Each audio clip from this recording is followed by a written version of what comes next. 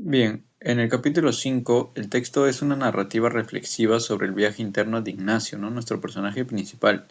Es un líder empresarial en busca de controlar su ego y alcanzar un estado de paz interior.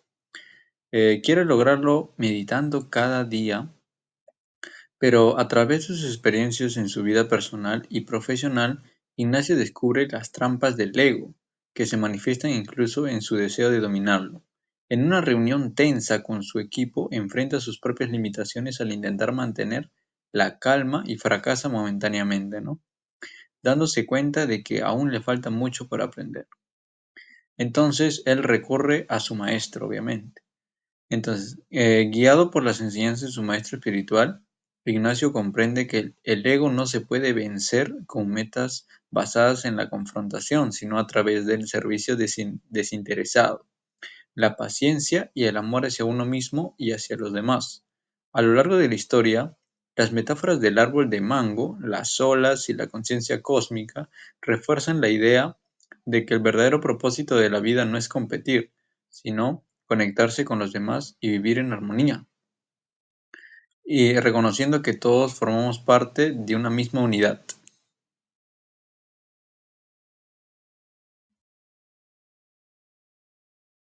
Continuando con el resumen, el maestro le enseña a Ignacio que el ego disfrazado de logros y metas personales lo mantiene atrapado en una constante lucha interna. El servicio desinteresado se convierte en el antídoto, pues permite trascender las barreras que el ego impone al enfocarse únicamente en uno mismo. A través de historias llenas de simbolismos como la del árbol de mango y las olas, Ignacio empieza a comprender que la verdadera plenitud no reside en el control ni en la victoria, sino en la entrega sincera y en reconocer la conexión con los demás y con el universo. Esta revelación es un momento transformador para Ignacio. Poco a poco aprende que ser consciente de sus errores y trabajar desde la compasión, tanto hacia mismo como hacia los demás, es el camino para evolucionar como persona y como líder. Su meditación se convierte en una herramienta clave para profundizar esta práctica, ayudándolo a experimentar fugaces momentos de unidad con el todo, lo que el maestro describe como conciencia cósmica. Este texto no solo es un relato sobre el liderazgo, sino también una invitación a todos los lectores a reflexionar sobre la importancia de soltar el ego y abrazar el servicio y la interconexión como guías hacia una vida más plena, equilibrada y significativa. ¿Qué ocurrirá en la siguiente etapa del aprendizaje de Ignacio? ¿Seguirá enfrentando desafíos? No lo sabemos. Vamos a verlo en el próximo capítulo. Bien, el resumen del capítulo 6 es que Ignacio está preocupado por cómo enfrentar un dilema ético en su empresa. Informar o no a los empleados sobre la reducción de personal. Busca un consejo en su maestro primero. El maestro, en lugar de dar una respuesta directa, le pregunta si sabe de qué planta es la semilla que le dio, a lo que Ignacio responde que es un girasol, lo que el maestro relaciona con la importancia de orientar nuestras decisiones hacia la luz, hacia lo que es moralmente correcto. La semilla simboliza la idea de tomar decisiones que estén alineadas con los valores del espíritu, como la compasión, el respeto y la bondad. El maestro le explica que en cada dilema moral hay que considerar los valores en juego y buscar el camino que beneficie al mayor número de personas, minimizando su sufrimiento. Los valores como la paz y la compasión deben guiar las decisiones, especialmente cuando están en conflicto con valores más tangibles como la rentabilidad. En el caso de los despidos, Ignacio debe evaluar cuál opción maximiza el bienestar de los empleados y cuál refleja sus propios valores espirituales. El maestro utiliza la metáfora de un automóvil que, al no atender un daño, se detiene a largo plazo. Del mismo modo, si Ignacio no actúa con transparencia y compasión al comunicar los despidos, su empresa perderá la confianza, lo que dañará gravemente la organización. La confianza, como el aceite en un motor, es crucial para que la empresa funcione correctamente. También le enseña que un líder debe ser transparente, como un vidrio limpio, y no ocultar nada a su equipo.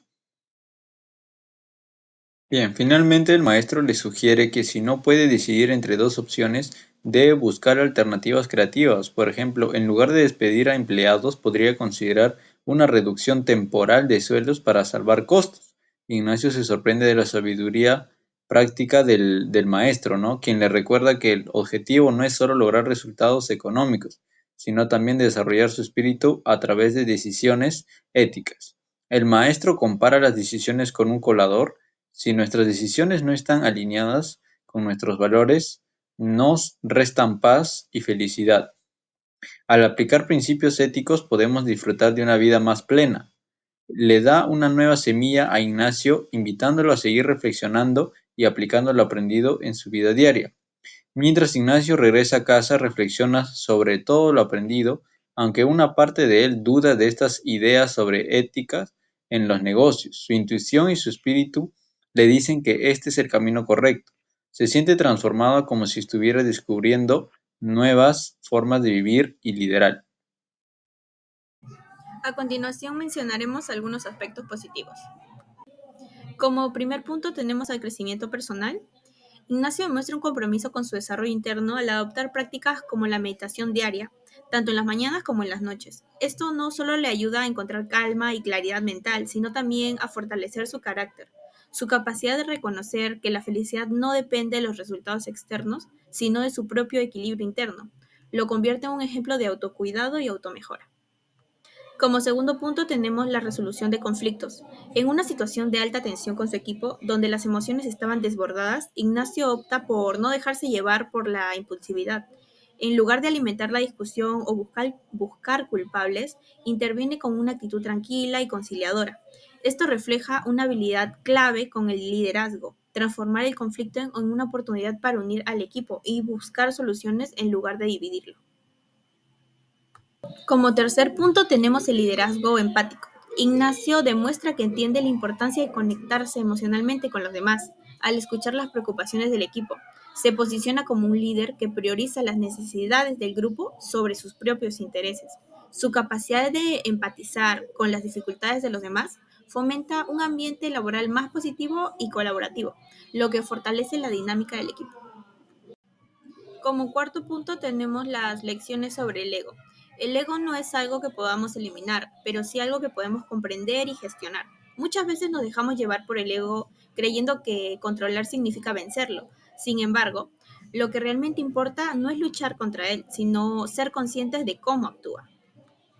Como quinto punto tenemos la aceptación de los errores. Cometer errores es parte del aprendizaje. Muchas veces el ego nos impide reconocerlos porque nos da miedo cómo los demás nos perciben. Pero aceptar nuestros errores con humildad es un paso esencial hacia la mejora personal y la paz interior. Como sexto y último punto tenemos el servicio desinteresado. El texto destaca el valor de hacer cosas por los demás sin esperar algo a cambio. El servicio desinteresado nos ayuda a salir de nuestra propia perspectiva limitada y a conectar con otros. La idea de ayudar a otros sin esperar nada a cambio nos conecta con algo más grande. Yo les vengo a hablar acerca del capítulo 6, el cual trae varias cosas interesantes, pero tiene tres puntos que destacan por sobre los demás. El primero de ellos vendría siendo el ejemplo del alpinista y sus caminos posibles. Con este ejemplo, el maestro logró explicarle a Ignacio que lo mejor para él en el momento en que se encuentra en su vida, donde solamente quiere paz y tranquilidad, era no tomar los riesgos que implicarían realizar ciertos atajos en el mundo empresarial, los cuales si bien pueden llegar a ser algunas cosas más fáciles, pero podrían traer varios perjuicios y problemas en el futuro.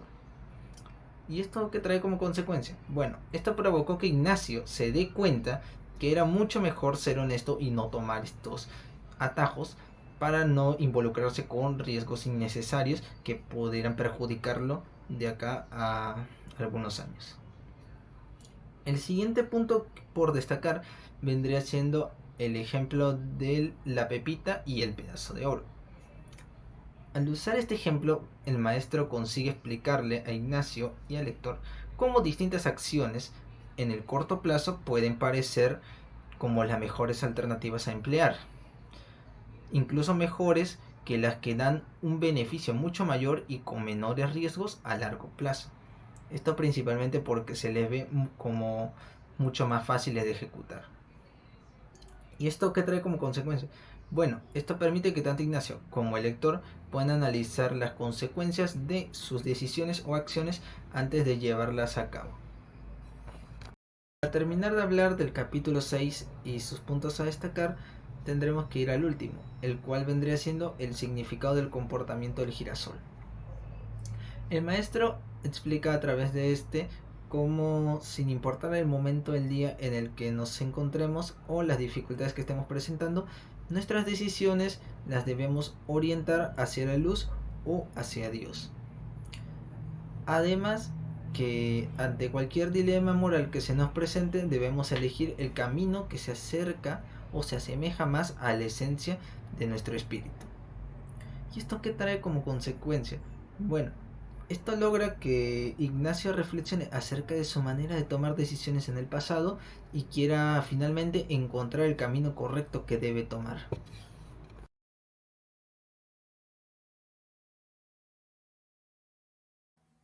Uno de los aspectos negativos del capítulo 5 es el ego y la autocrítica. Ignacio lucha constantemente con su ego, lo que le provoca frustración y autocrítica excesiva, afectando su confianza. Otro de los aspectos negativos es la búsqueda de aprobación externa, que puede limitar la autenticidad y la capacidad de Ignacio para tomar decisiones basadas en sus propios valores. Otra de los aspectos negativos es la dificultad en la comunicación. La incapacidad de Ignacio para aceptar sus errores y comunicarse efectivamente con su equipo genera tensiones y conflictos. Y la inseguridad de Ignacio ante el público refleja una falta de preparación y confianza en sus habilidades. ¿Qué es lo que se puede mejorar? Para fomentar un ambiente de trabajo más positivo y colaborativo, Ignacio necesita mejorar su capacidad de gestionar sus emociones, especialmente de la impaciencia y la intolerancia. El fomento de la autoaceptación, fomentar la comprensión de que la imperfección es parte de la experiencia humana, permitiéndose cometer errores sin juzgarse severamente. También es fundamental que desarrolle habilidades de comunicación más efectivas, que incluyan la escucha activa y la empatía, para conectar mejor con su equipo. Ignacio debe trabajar en su autoconfianza para aceptar sus errores y aprender de ellos, en lugar de temer el juicio de los demás. Continuando con la exposición, hablaré sobre el capítulo 6 y detallaré algunas de sus críticas. Tenemos a la crítica de la ética y resultados financieros. En el texto sostiene que es una gestión ética siempre que conduce a mejores resultados financieros, pero no presenta datos ni estudios que respaldan esta afirmación. En un mundo empresarial competitivo, esta idea puede parecer demasiado optimista y desconectada de la realidad, donde a menudo las decisiones éticas conllevan a costos a corto plazo. En la siguiente tenemos el ejemplo del queso y de los ratones. Aunque es interesante, la metáfora utilizada no profundiza en la conexión con los dilemas éticos reales que enfrentan las organizaciones. Esto deja una sensación de superficialidad, ya que no se explora ejemplos concretos que refuercen el punto. En el siguiente tenemos a la meditación como solución universal. La propuesta de la meditación como solución generalizada o universal para los problemas éticos es limitada. Las dinámicas empresariales son complejas y requieren de herramientas prácticas más diversas, en el cual este enfoque parece simplificar en exceso las situaciones que enfrentan líderes y empleados. Aspectos que faltaron mejorar. En la mayor profundidad en la ética empresarial, el cual el texto nos ofrece un desarrollo completo sobre cómo implementar principios éticos en contextos específicos del entorno laboral. Aunque menciona la importancia de la ética, falta en un enfoque práctico que guía a los líderes en sus decisiones diarias. Una de las propuestas sería incorporar ejemplos reales de empresas que han aplicado estrategias éticas exitosas, destacando los pasos seguidos y los resultados obtenidos. También tenemos la falta del enfoque en los despidos. El tema de los despidos y reestructuraciones laborables se enfocan en áreas sensibles, en la ética organizacional. Estas apenas se mencionan, esto deja un vacío importante, ya que no se abordan soluciones éticas para gestionar estas situaciones inevitables. Una de las propuestas sería sugerir prácticas como la comunicación transparente, programas de apoyo psicológico y planes de recolocación para empleados afectados. El simbolismo abstracto del girasol. Aunque el girasol es utilizado como un símbolo atractivo, no se traduce en acciones prácticas para los desafíos éticos empresariales, el cual puede hacer que el mensaje parezca más teórico que aplicable. Y una de las propuestas sería relacionar el concepto del girasol con ejemplos concretos, como la orientación hacia los valores claros y consistentes en la toma de decisiones, incluso en contextos de crisis. Estas críticas y mejoras buscan complementar el texto, haciéndolo más útil y práctico para un público y que busca aplicar la ética de manera tangible en su entorno laboral. Gracias.